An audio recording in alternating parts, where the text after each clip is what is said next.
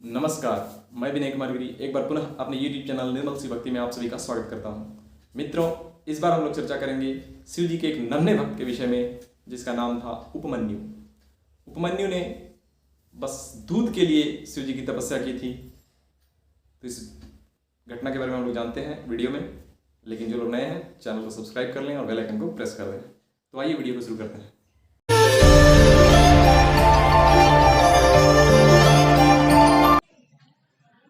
उपमन्यु व्याघ्रपद मुनि के पुत्र थे। उन्होंने पूर्व जन्म में ही सिद्धि प्राप्त कर ली थी और वर्तमान जन्म में मुनि कुमार के रूप में प्रकट हुए थे।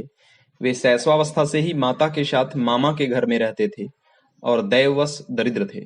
एक दिन उन्हें बहुत कम दूध पीने को मिला, इसलिए अपनी माता से वे बारंबार दूध मांगने लगे।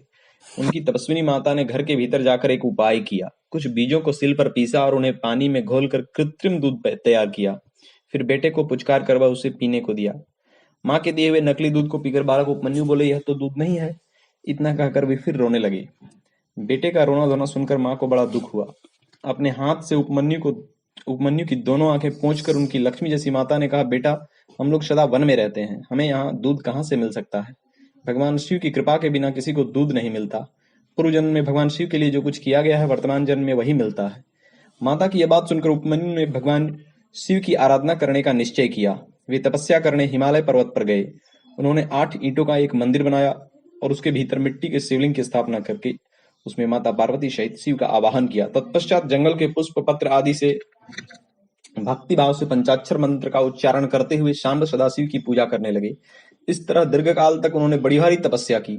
बालक उपमन्यु की तपस्या से चराचर प्राणियों सहित त्रिभुवन संतप्त हो उठा। तब देवताओं की प्रार्थना से उपमन्यु के भक्तिभाव की परीक्षा लेने के लिए भगवान शंकर उनके समीप पधारे। उस समय शिव जी ने देवराज इंद्र का, मां पार्वती ने शची का, नंदीश्वर वृषभ ने ऐरावत हाथी का तथा शिव के गणों ने संपूर्ण देवताओं का रूप धारण कर लिया।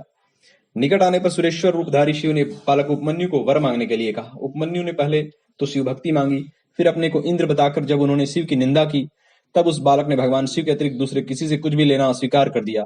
वे इंद्र को मारकर स्वयं भी मर जाने को उद्यत हो गए। उन्होंने जो अघोरास्त्र चलाया उसे नंदी ने पकड़ लिया और उन्होंने अपने को जलाने के लिए जो अग्नि की धारणा की उसे भगवान शिव ने शांत कर दिया। फिर वे सब के सब अपने यथार्थ स्वरूप में प्रकट हो गए। शिव ने उपमन्यु को अपना पुत्र माना और उनका मस्तक चूम कर कहा, वत्स, मैं तुम्हारा पिता और ये पार्वती देवी तुम्हारी माता है। तुम्हें आज से सनातन कुमारत्व प्राप्त होगा। मैं तुम्हारे लिए दूध, दही और मधु के सहस्त्रों समुद्र देता हूँ।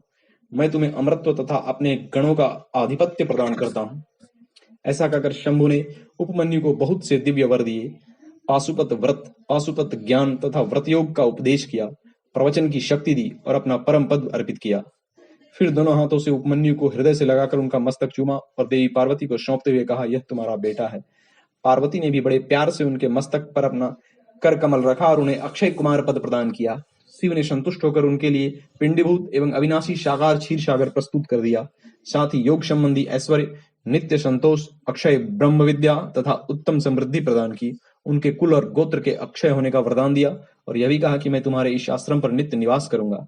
इतना कहकर शिव जी, मां पार्वती तथा अन्य शिवगण अंतर्ध्यान हो गए। उपमन्यु वर पाकर प्रसन्नता पूर्वक घर आए। उन्होंने माता से सब बातें बताई। सुनकर माता को बड़ा हर्ष हुआ। उपमन्यु सबके पूजनीय और अत्यंत सुखी हो गए। ओम।